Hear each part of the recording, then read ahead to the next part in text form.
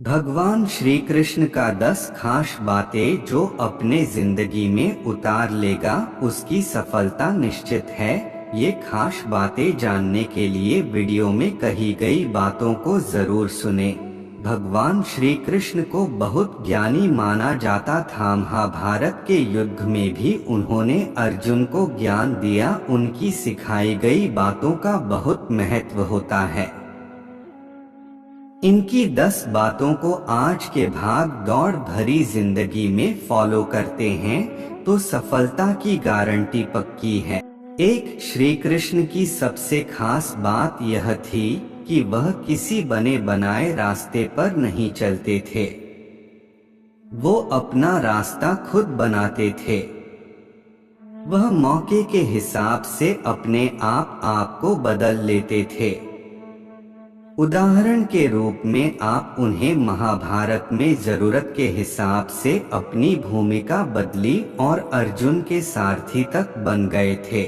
2, भगवान कृष्ण से दोस्तों करना सीखना चाहिए। उन्होंने हर मुश्किल वक्त में पांडवों का साथ दिया।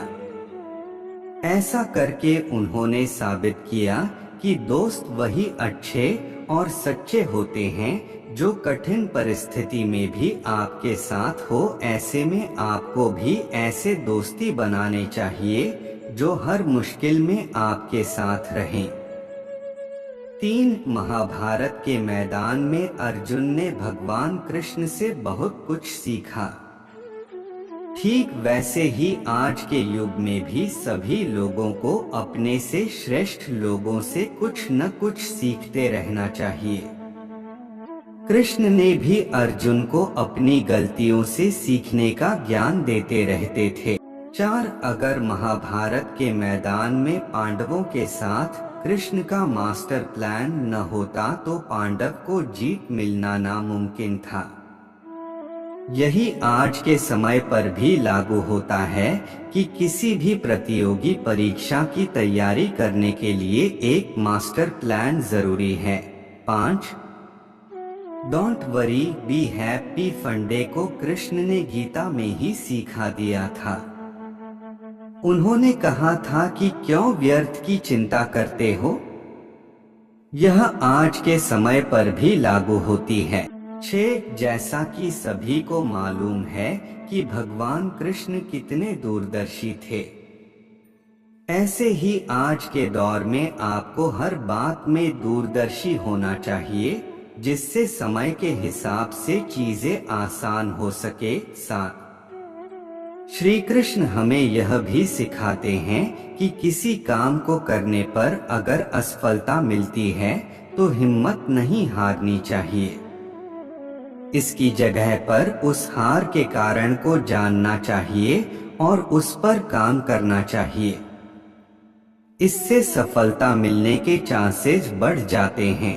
8, किसी भी काम को करने के लिए अनुशासन की बहुत जरूरत होती है।